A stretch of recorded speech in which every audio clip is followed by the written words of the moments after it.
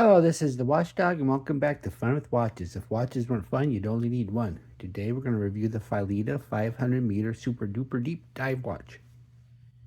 Let's start with the wrist check. Everybody's wearing dive watches today. I have the Chronos L6015, and Greg was wearing my Pagani Design PD 1767.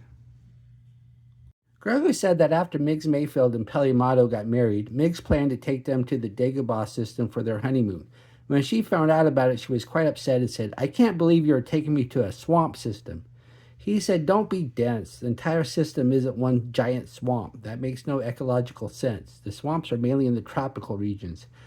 She said, "So we're not staying at a swamp?" He said, "Well, technically I said the entire system isn't a swamp, but we're staying at a swamp. Yoda's old place is available since he obviously doesn't need it anymore, so it is rent-free."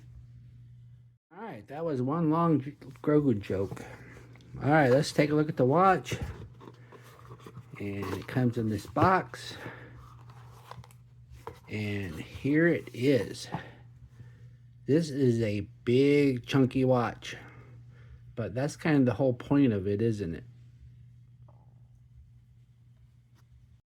This Phylida is an homage to the Omega Ultra Deep. At 500 meters, this watch can go deeper than most watches sold on AliExpress, but cannot go to the 6,000 meters of the Ultra Deep. But then again, the world record deepest dive without a special suit is 332 meters, so 500 meters seems like plenty. This watch is also a bit smaller than the Omega, which had to be made extremely large to handle 6,000 meters of crushing ocean depth. The Omega was an attempt to take the deepest dive watch crown from Rolex, who held it for the longest time with the 4,000-meter deep sea. Unfortunately for Omega, they only held the title for a little while, as Rolex recently released the Deep Sea Challenge, which has an astounding 11,000 meters, which is literally the bottom of the ocean deep. Unlike the Omega, this Phylida only comes in one colorway, branded or sterile.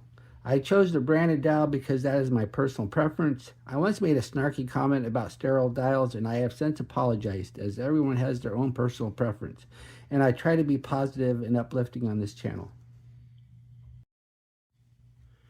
The watch is 43.5 millimeters at the bezel, but 45 millimeters if you measure at the case.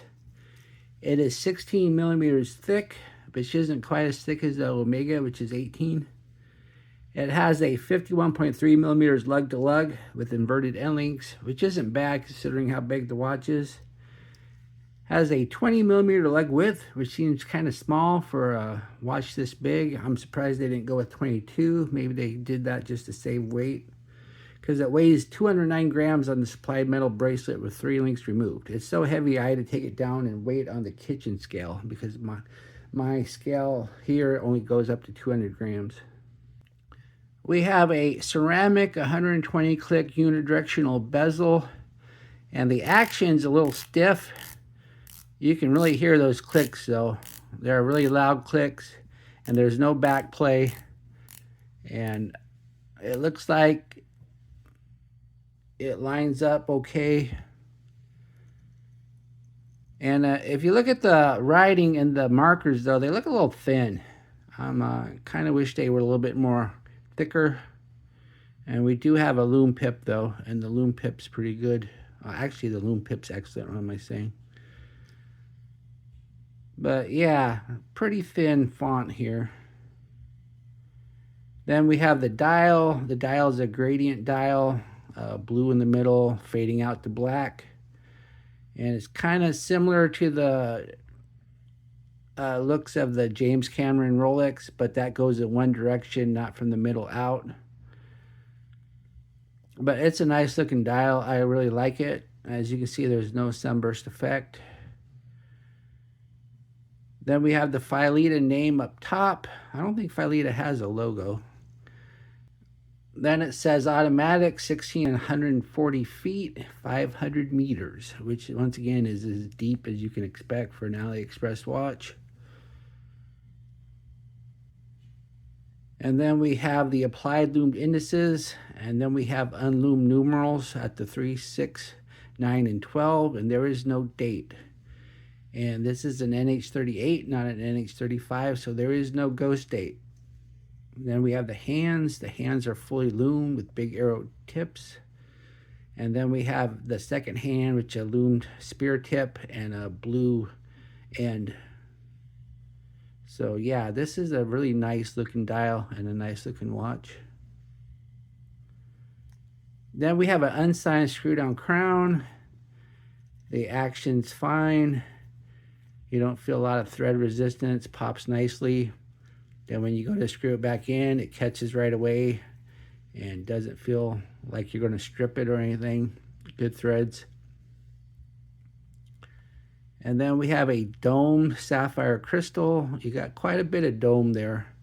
So you get a lot of reflection though. I don't know if it has AR coating or not, but yeah, it reflects quite a bit. And there's no date, so thus no Cyclops. Then we have the solid steel case, and it's brushed on the sides. We have polished chamfered edges, brushed on the tops, and believe it or not, it's polished on the bottoms. That's rare. I don't know why they bothered with that, but they did. I imagine polishing takes a little bit more effort than brushing, but either way, nothing wrong with that. And I forgot to mention it does have a helium escape valve, and this is a manual. You have to unscrew it. So if you're a saturation diver and you're decompressing, you need to unscrew this, otherwise your crystal will pop out. And 500 meters is deep enough to use for saturation diving. A lot of people don't like the helium escape valves on Omega watches because they stick out, unlike Rolex ones, which are flush with the case, but there's nothing wrong with that. It looks fine. I've never understood all the hate for the escape valves. I don't think it ruins the look of a watch. Then we have a screw down case back, and this case back sticks out quite a bit, but then again, it's got to be strong because this is a 500 meter watch. Then it says stainless steel, mechanical, sapphire, crystal, and then it gives the depth rating. And this is a screw down, not a pop off, because you got 500 meters of water resistance, and it's not a coin edge, so you don't need a special tool. You can just use a regular case back wrench, which is always nice because everybody has one of those.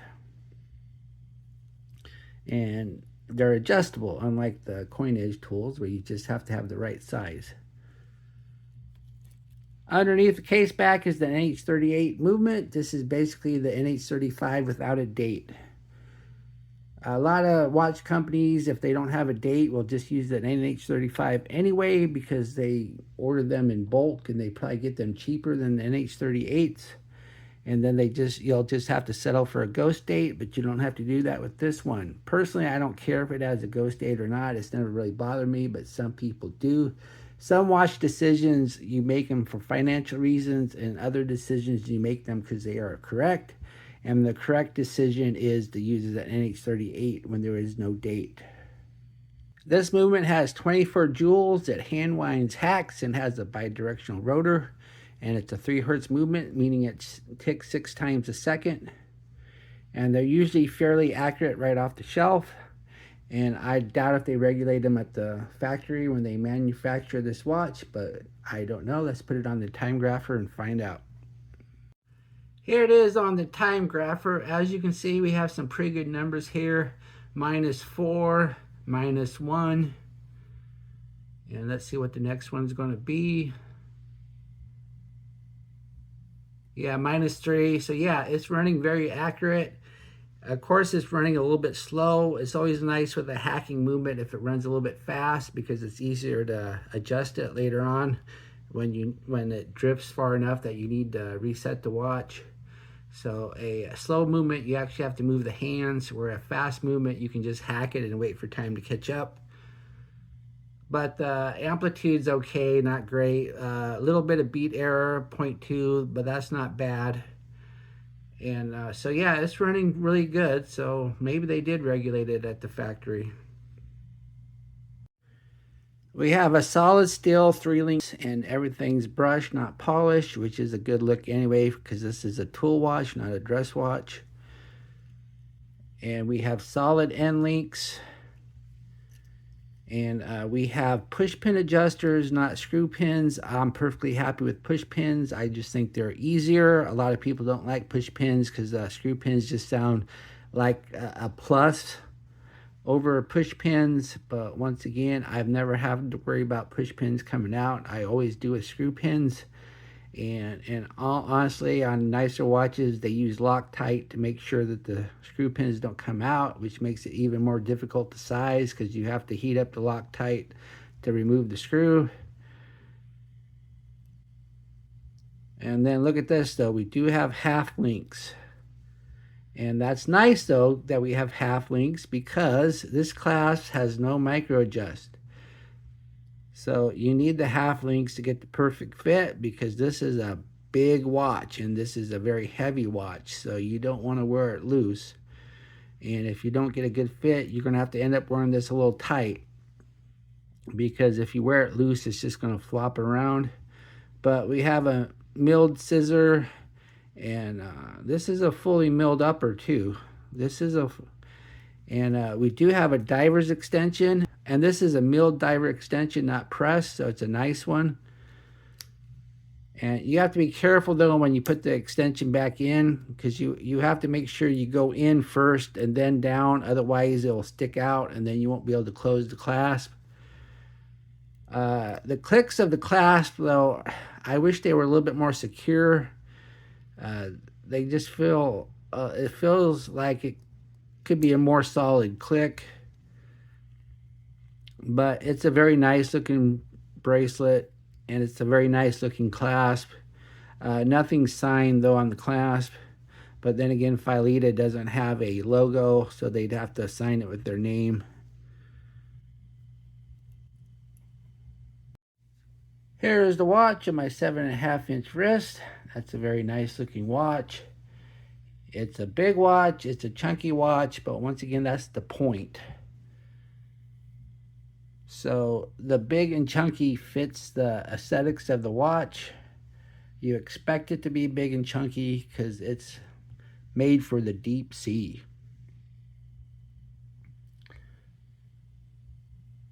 But yeah, really nice looking. And once again, I removed 3 links. So you should be able to wear this if you have an 8.5. And I did not remove any of the half links and I was able to get the perfect fit. It's a hair tighter than I normally wear a watch, but in this case it's so heavy you'd rather have it a little tight than loose. Here we are in the Lume room. Just wearing the watch for review purposes. I knew it had excellent lume, so I have high hopes for this test. As we speed up the time, we see that it indeed has excellent lume. We have BGW9 on the hands and indices and C3 on the lume pip. Everything has a strong glow and seems to have some serious legs, and it is lasting a long time. I would say the pip is a little weaker, but still good enough so you can use the timing bezel in the dark. The minute hand is a bit weaker, but still good enough to declare this lume is excellent. What do I like about this watch? Well, they really nailed the look of the Ultra Deep. It looks a lot like it, and it's big, solid built watch. I like the fact that it has inverted end links. That lets this big watch wear a little bit smaller. The Omega does not have inverted end links. And it has first-rate excellent lume. What are my gripes and groans? No micro adjust means you're going to have to use the half links if you can't get the perfect fit. So if you need to go a little down or a little up, you're going to either have to take a half link out or put one in. It's just more difficult than using micro adjust. The bezel numbers and markers are a little thin. I wish they were a little bit more bold. And the bezel action's a little stiff when you go to turn it. You got to really crank on it hard. But I mean, it never feels stuck, just a little stiff. Do I recommend this watch? Oh yes, this watch is great. It looks a lot like a $12,000 Omega. It's solidly built and it's just fun to wear. It's fun to have a watch that goes this deep, and yes, it's not near as deep as the real thing, but it's as deep as you'll ever need to go. And it just has a lot of wrist presence, and it's just been a fun watch. I've had a good time wearing it, and I've had a good time reviewing it, and I'm going to regret selling it, but I just don't have room in my collection for it. Well, thank you for watching my review of the Phylida 500 meter Super Duper Deep watch, and I will be back with another review. Be sure and like and subscribe to my channel. Bye.